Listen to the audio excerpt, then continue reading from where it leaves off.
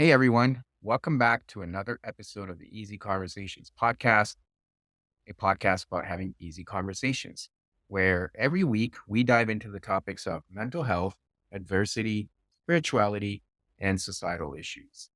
I'm your host, Furkhan Dandia, and in this week's episode, I sit down with Isabelle Miller, a content creator with a substantial following. Isabelle opens up about her journey in the digital realm, shedding light on the intricacies of platforms like OnlyFans and the toll they can take on mental health. Isabelle authentically shares her experiences, delving into the highs and lows of her career, from the initial thrill of gaining recognition to the harsh realities of facing criticism. She offers invaluable insights into the world of online content creation. While I'm not someone who supports these platforms, I was also trying to keep an open mind when I had a conversation with Isabelle. And I really learned a lot from her and was able to get a different perspective on her journey. And I encourage everyone else to have the same approach when looking at this episode. We explore the unique challenges that arise from being on platforms like OnlyFans, where boundaries blur and judgment often runs rapid. So I wanted to bring that to the forefront as well. Isabelle Miller is an ambitious model, content creator, and influencer based in Los Angeles. She has quickly gained a following for her sensual and daring content, captivating audiences with her alluring presence. Please check out all the ways you can find Isabelle online. And I really hope you get a lot out of this episode. And if you can leave a 5-star review or a comments in the comment section at the end of the episode, I would truly appreciate it.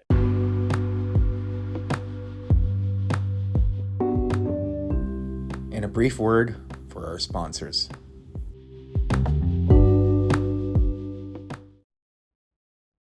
One thing that's really helped my mental health is a daily routine.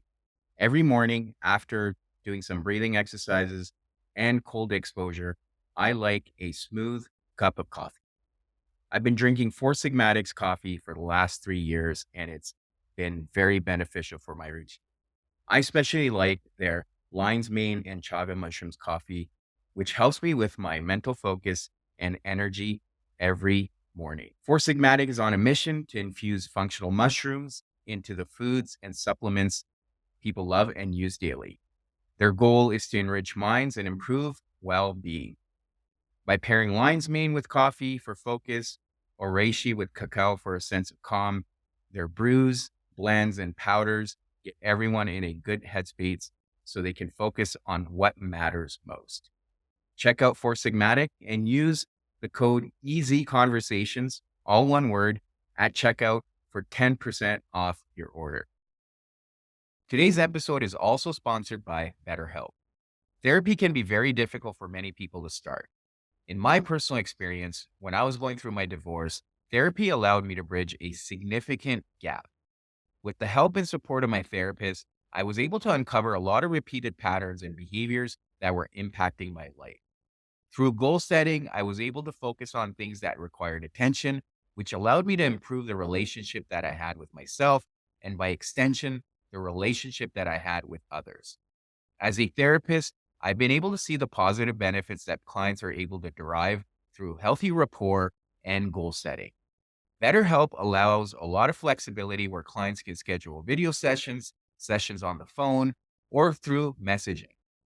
In most cases, BetterHelp will match you up with a licensed therapist within 48 hours. If that's not a good fit for you, BetterHelp will work with you to find the right fit. Join over 4 million users today by following the link in the description or going to BetterHelp, that's HELP, betterhelp.com/easy10 to get 10% off your first month of therapy.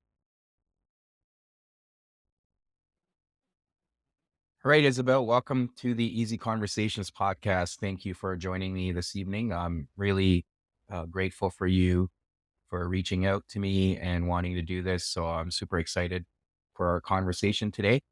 But before we get started, I do want to give you an opportunity to introduce yourself to the listeners and let us know a little bit about your journey and who you are. My name is Isabelle Miller, and I'm really glad to be here today. I am a full time content creator, mostly on Instagram, TikTok, YouTube, and OnlyFans as well. And I've been doing it full time now for 3 years. And a lot of my followers are mostly males, as most web content creators are. Throughout my journey, I encountered a lot of pluses and some downs as well. And I'm really happy to share today my journey that I've had along the way, including the mental health aspect of it all.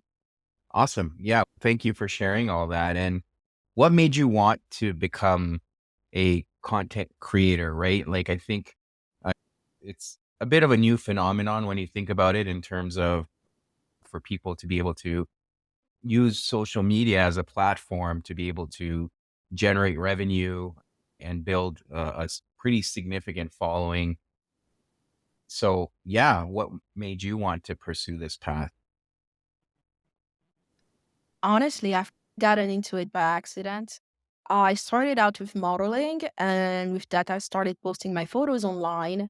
And by doing that, I started gaining a following.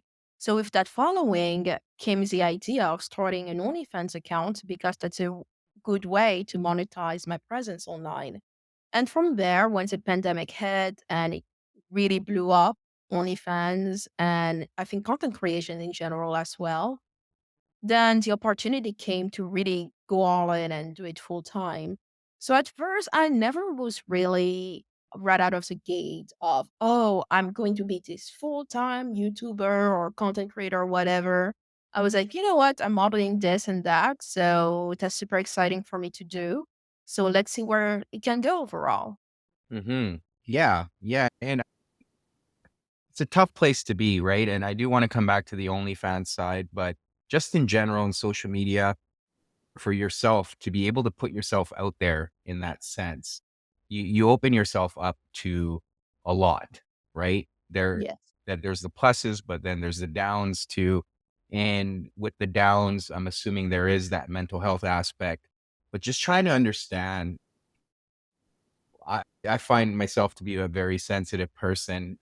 I just can't imagine being critiqued or putting myself out there in that sense where I could be critiqued to such a significant level. How do you balance that? And how are you able to kind of push out that noise that comes with putting yourself out there on social media? I think one of the blessings I've had from the beginning was to start on Twitter.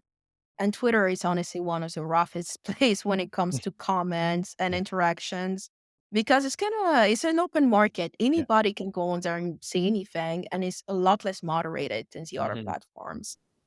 So it was easy for me from the get go to really understand that what some troll is saying online about me does not really define who I am as a person.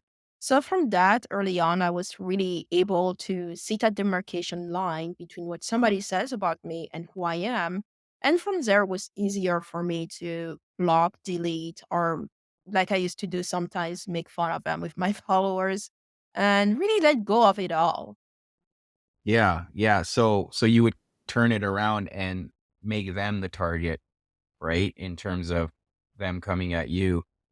But then there's also like this whole, to your point, anyone can go on there and be anonymous, right? So Yeah, that's exactly. tough because they're not really being held accountable and they're pushing away that responsibility that often comes in the real world if you were to Mhm. say something.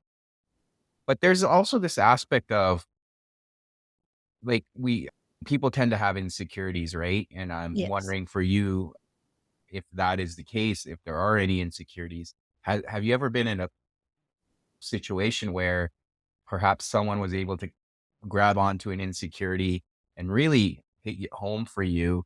And how did that feel? And how were you able to work through that experience? So over the years, I've gotten curvier over time, which was a good thing for many, but some others were really deliberate in letting me know that, hey, I liked you before. Why did you get bigger? This Mm, is not good. You look so much better before. And that can be hurtful, I have to admit, especially when it started in the beginning. And I was definitely not having it. Even on OnlyFans, when I had somebody say that, I had to be very clear that this is not okay and I'm going to have to let go of you as a fan. And I decided to either mute or block because it's really unhealthy for me to be surrounded by people who think negatively of me physically. But I think overall, sometimes people, I think, are conditioned to see women, to see people in a certain way, and projects their own fears onto you. One thing that I've noticed, people that are like nitpicky about weight, about body size, and things like that, tend to be people that don't really feel that secure in themselves in the first place. Or Right. else, why is that you're going to go out of the way of your way to comment on somebody else's body?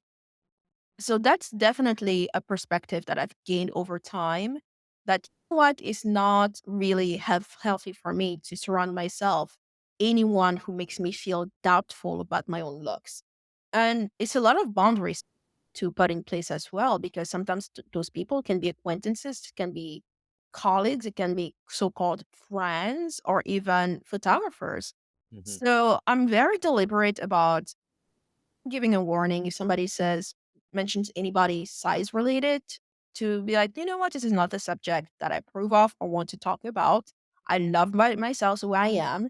If I decide to get fitter over time, that's fantastic. But that is fundamentally my choice, Hmm. not a random person to the outside of me to really say, oh, you need to do this, you need to do that.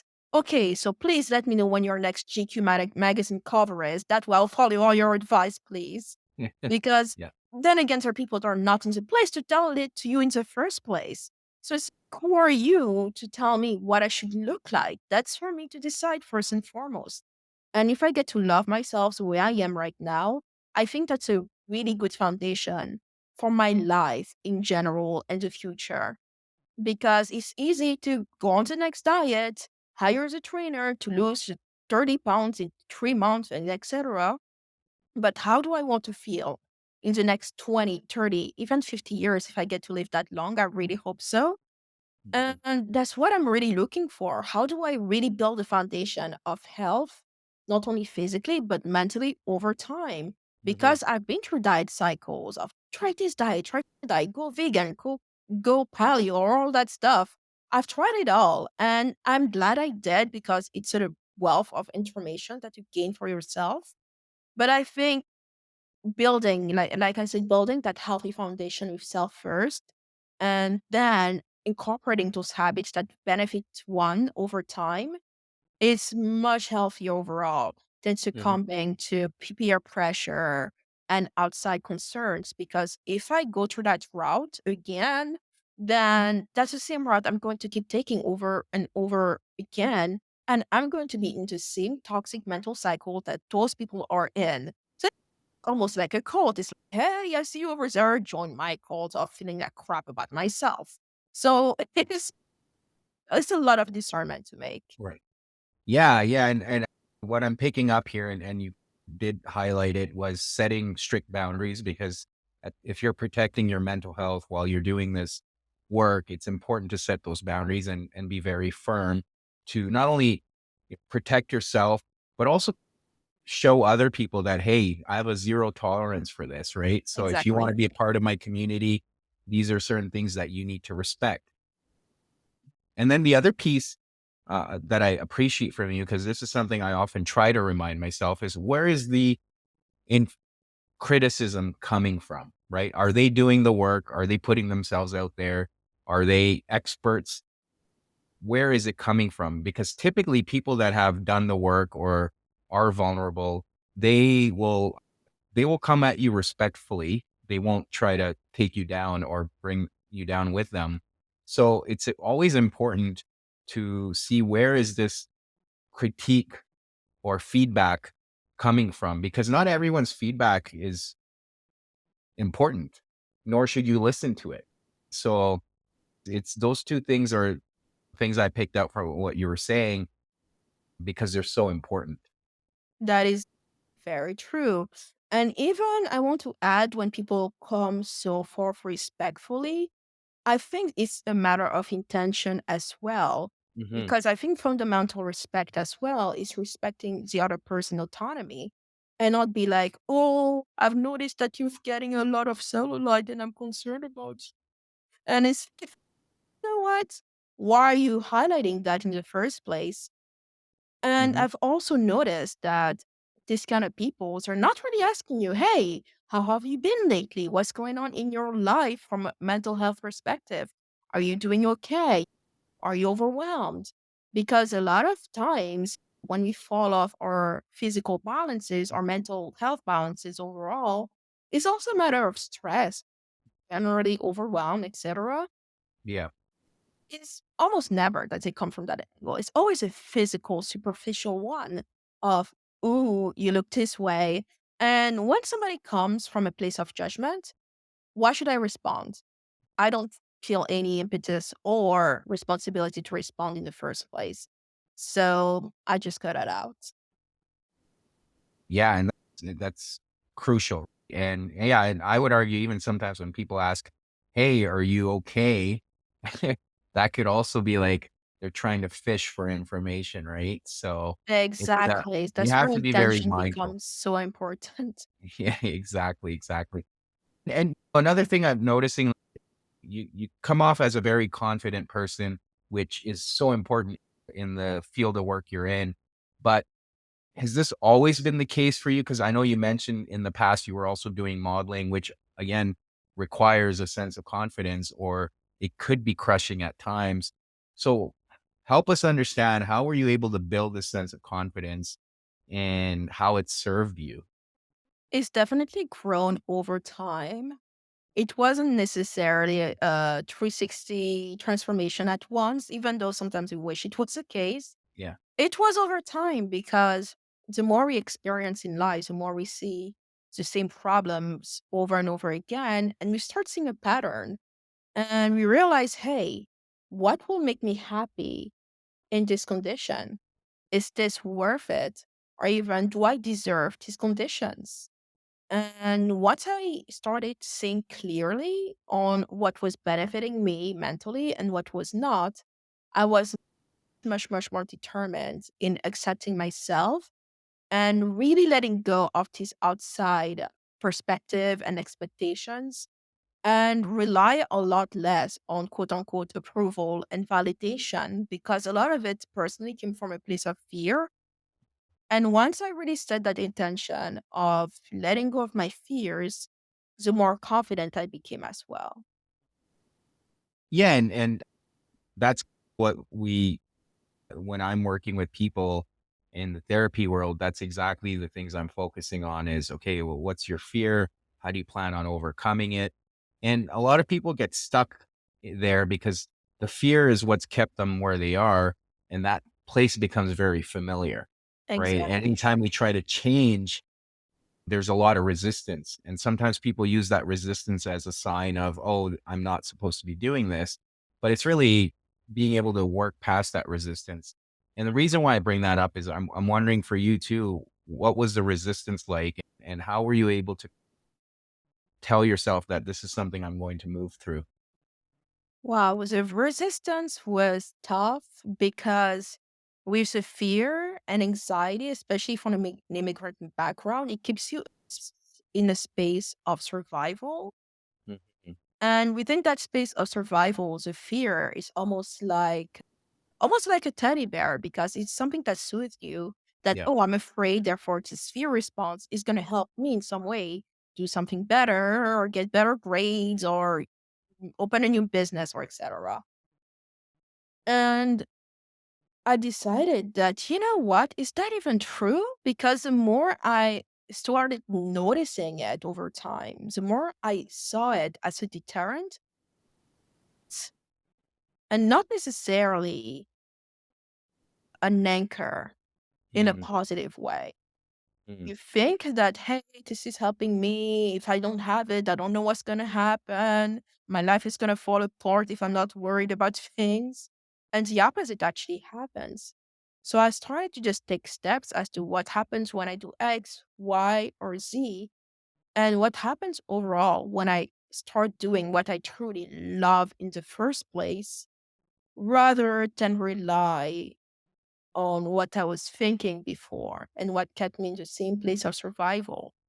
Because I had to be honest with myself. Do I want to be in a place of survival, or do I want to be in a place of success and Mm. thriving?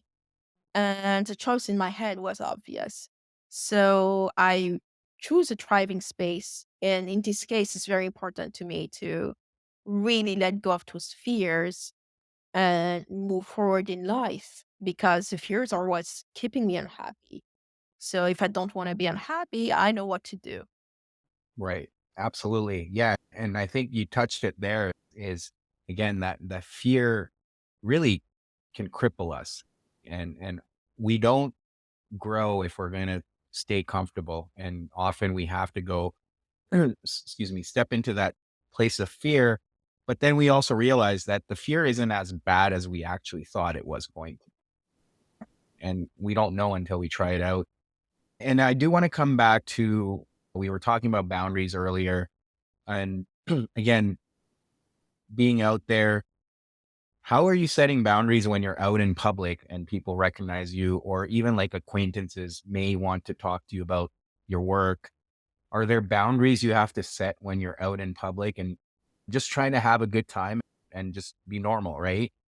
What kind of boundaries do you need to set, and how often do those situations arise? The good news is all the fans that I've met in person were super respectful, very kind. And I didn't really have any issues to be like, hey, not today or anything like that.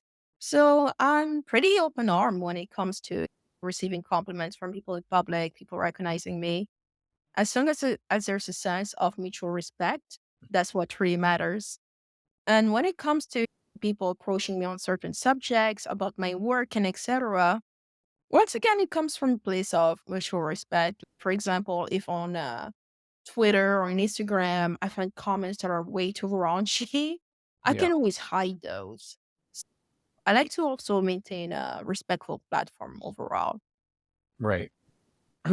And going into that OnlyFans space now, because there's a stigma around it, right? And it Yes. can be perceived as perhaps a lot worse than a lot of people use it for. And there's that whole notion on, okay, you're making money from this, you're providing certain services. How is that okay? How have you been able to balance that?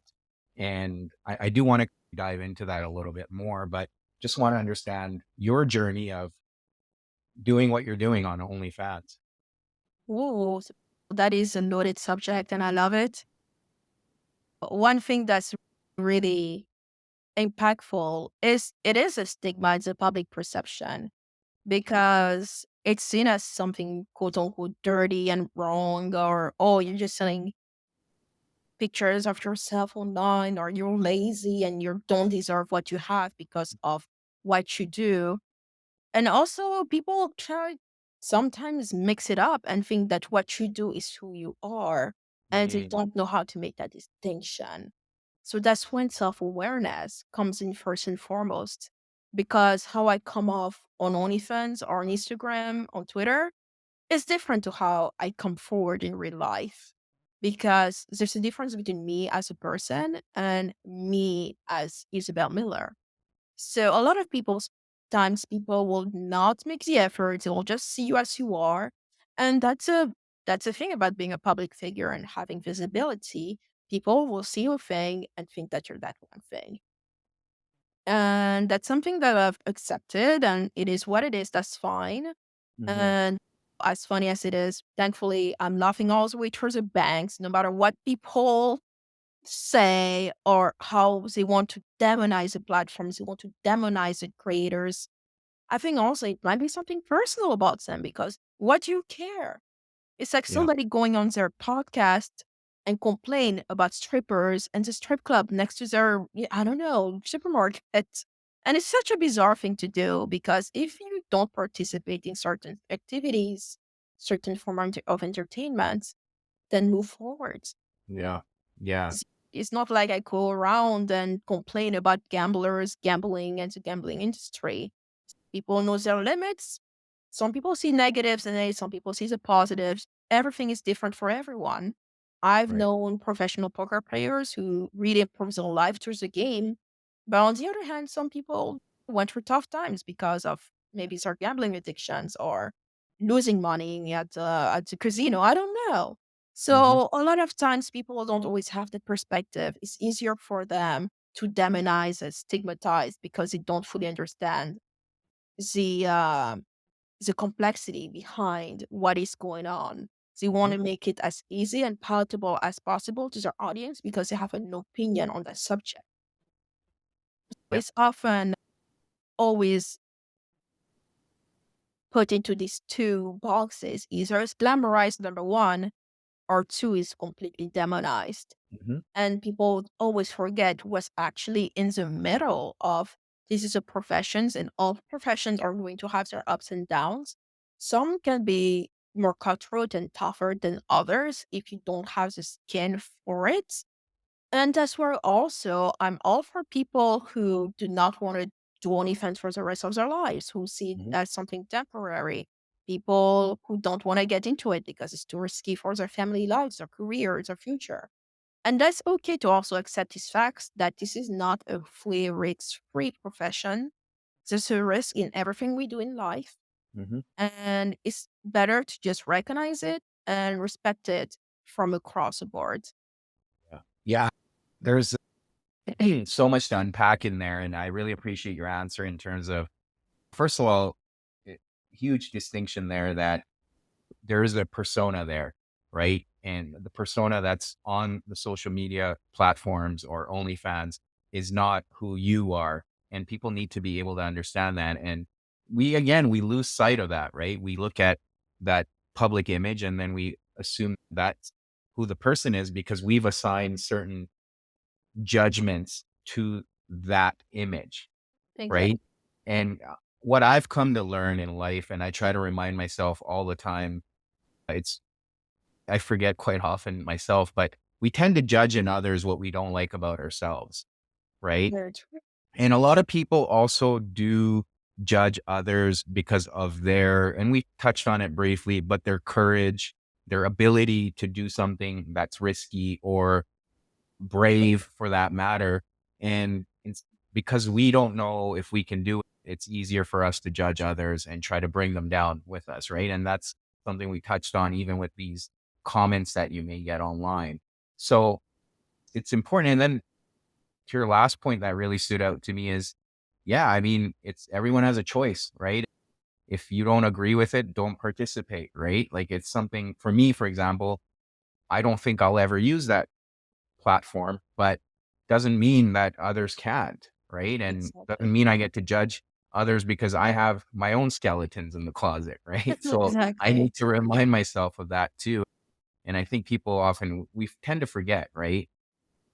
But there was one thing you also touched on that a lot of people may not choose this path because of what it can mean in the future, what it can mean with family. Has any of that for you come up and how have you been able to reconcile all of that? I think it came up at first because it was like, oh, what happens if people see me online and recognize me and see my videos and things like that? And I think one of the most powerful things I've ever done in my life is to just let go of those fears and just dive right in. Because if I see myself at 45 years old or 50 years old and somebody comes up to me, prints out my photos from my website and all that, it's something that I can own. It's Mm, something that I put out there, and it's not something that they can rightfully attack me with because that's something that I own. That's something that I've done. That's not something I am ashamed of. Maybe sometimes I'm like, oh, I wish this photo was better. I wish this photo was more flattering. I wish this video was more flattering. yeah. But to this day, when I look at my older work, I'm like, this is beautiful. And I don't want to let those voices and once again, somebody else's fears and shame get to me because that wouldn't be fair to me. So Right. I think that's very important as well to really not let others' perception being a weapon against oneself. And I think that's something that is really going to help me in the future. Mhm, mhm. Absolutely.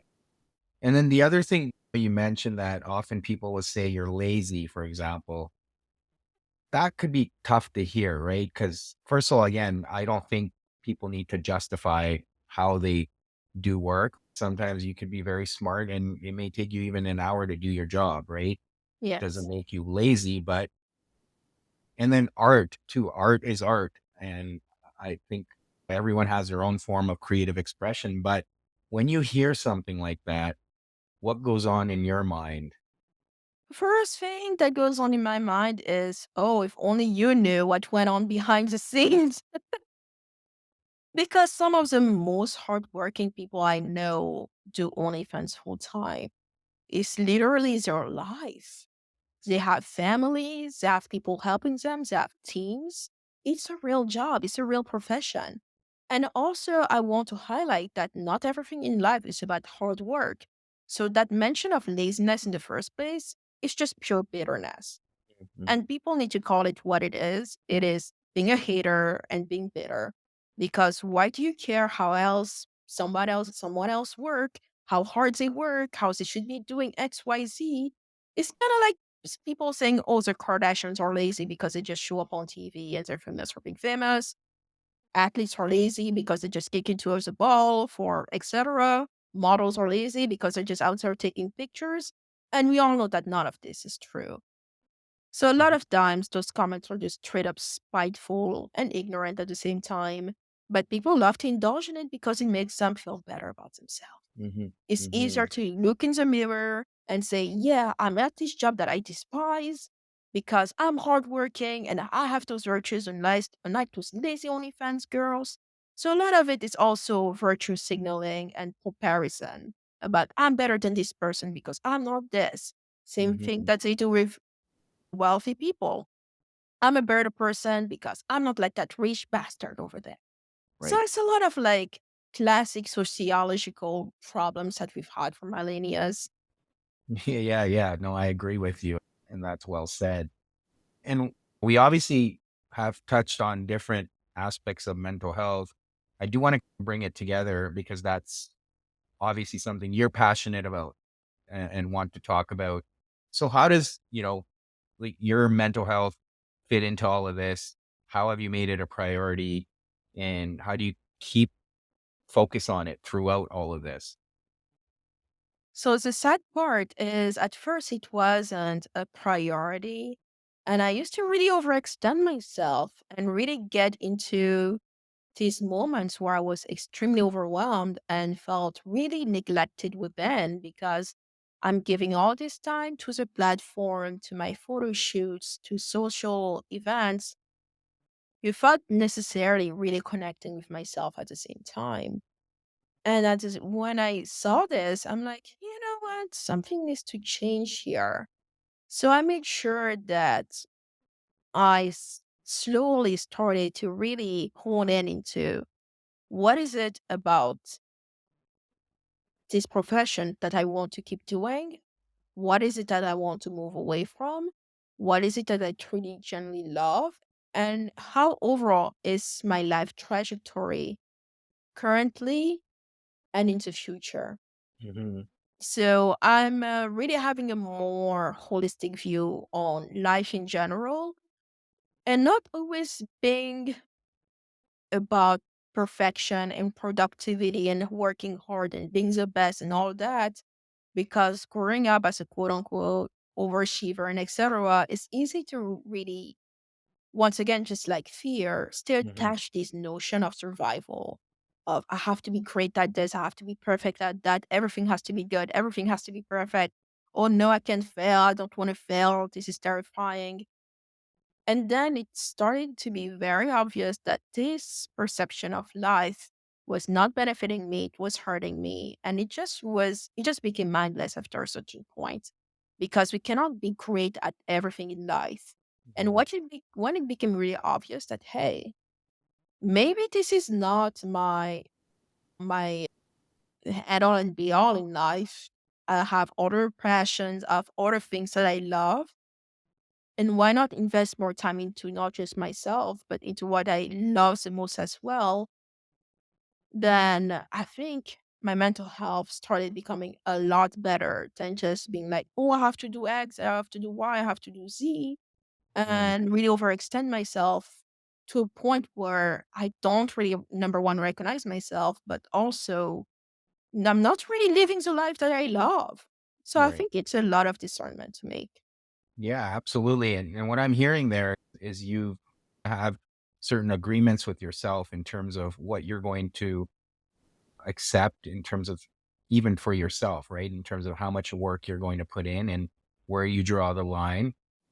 Are there like any specific practices that you use that help you remain mindful? Because what I'm hearing from you is really there's an aspect of mindfulness, being aware of how much am I putting my body through? How many hours am I working? Is this acceptable or does it always have to be perfect?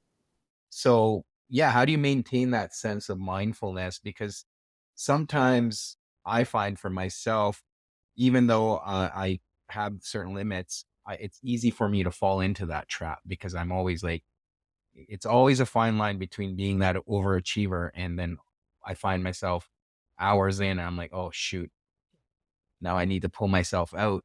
But there are certain practices that keep me grounded that have really been helpful for me. So I'm curious if there's anything that you use. I think transcendental meditation, aka TM, really helped gaining that clarity. I remember 5 years ago, I wanted to try it, but I was a bit skeptical because there's a fee you need to pay for it. Yeah. So I was like, oh, I don't know if I should do it. So I asked a few acquaintances of mine if it was worth it for them. And they said yes. And like they gave me a mantra, etc. And I decided, you know what, I'll keep that in mind. So this year I've decided earlier during the year to just go for it. And it was a lot better than I expected because usually meditation practices always felt mechanical for me. But I think it was the first meditation practice that felt really effortless. And from there, I think it really helped me clear out the noise in my life in a lot of ways. But still, I don't make it a mechanical practice. I do it when I want to do it, when I need to do it Hmm. personally. a- And that's about it. Just, I think meditation is a tool, not something that necessarily needs to be done mechanically because that's the right thing to do. Yeah. Yeah. I think that's very crucial to for people to consider as well. But yeah, because I'll find myself often I do a breathing exercise in the morning and some days I feel like I'm forcing myself through it and it loses its purpose because it's like you said, it feels mechanical. It's like I'm doing it because I need to check this box. I'm not doing it and getting much out of it. I think that's a good reminder for me too, is to be aware of these practices we have that we can use. It's like a tool in the toolbox, Exactly. perhaps taking it out only when you really need it and not trying to use it on all the time. But is there a specific cue for you when, because you've got this great tool in the transcendental meditation, but is there like a cue where you're like, okay, maybe today I need to go and do this meditation? Things are getting out of control. Yeah. Like, how do you know when to go to that tool? It's generally when I feel a lot of tension and fears, and I don't know if ruminating is the right word, but when I keep rethinking scenarios over and over in my head and start panicking a bit, not necessarily externally, but partially internally, of I don't know if this is going to work. I don't know what I'm doing. I don't know. I don't know. I don't know. When that voice comes into my head, that's when I decide, you know what? I'm going to just take time off. And I'm actually not afraid to do that Mhm. because actually yesterday I had a few chores that I decided not to do because I noticed that my energy levels were getting low. So part of me was a bit disappointed in myself because I wanted to be organized and do the right thing, organize my clothes and cook dinner, but internally I didn't have that force in me. So self-compassion was super, super important in that at that point. And I'm kind of more categoric about it because once I say no, it's a no. If I say, you know what, I'm not going to do these tasks tonight, I'm just going to take the night off, I take the night off. And I think honestly, that's something that helped me a lot. Mhm. When I feel this mental and emotional level going down like this, I catch it right away and say, you know what? Let's call it tonight. Let's call it today. If I need to take a nap, I'll take a nap. I'll go to sleep and then come back much more refreshed afterwards. Right. So I think those practices really help. Yeah, no, and that's amazing. I think for a lot of people, myself included, at times we get caught in that scarcity mindset where Mhm. we just want more, and we lose sight of the fact that we're not putting in more, nor are we getting back more. We're just Exactly. y- taking out from an empty bucket. So it does Exactly. the opposite. And the biggest word that you said, or thing that you pointed out, is self-compassion. In those moments, we need to really be our biggest ally, because nobody else will come do it for us. And yeah, I think in those moments, we're probably our biggest critics, and that's where we need that self-compassion. I know we've covered a lot of ground, but I do want to have a general question in terms of, for people that, like yourself, are content creators or are in this space and might be struggling or would like to understand a bit more. Is there anything you feel like we didn't cover and that would be of value to the listener? I think overall, I want to highlight that when it comes to content creating and doing it full time, one needs to remember to put oneself first because if you don't have yourself, then guess what? You're not going to have the content. If you put yourself through the ringer, it's going to be a lot tougher to take care of yourself, maintain the level of work you want to maintain over time. So it's very important to take care of yourself first versus putting yourself to tough time, being hard on yourself and pouring out of that empty cup. Mhm. Because it's always going to be a hefty price to pay afterwards. And it's just not worth it to go through trial and tribulations for the sake of the goal that we have. Yeah, no, that's well said. And thank you for sharing that. And thank you for coming on here and being so vulnerable and sharing your journey. I really enjoyed hearing your perspective and some of the things you have to offer. I thought it was great. But I do want to give you an opportunity, if listeners do want to learn more from you or would like to get a hold of you, what are some ways they can do that? A great way to follow me online would be to go on Instagram and type Isabelle Miller X. On TikTok, it's Isabelle Miller. And on YouTube, Isabelle Miller. Great. Any final words, Isabel?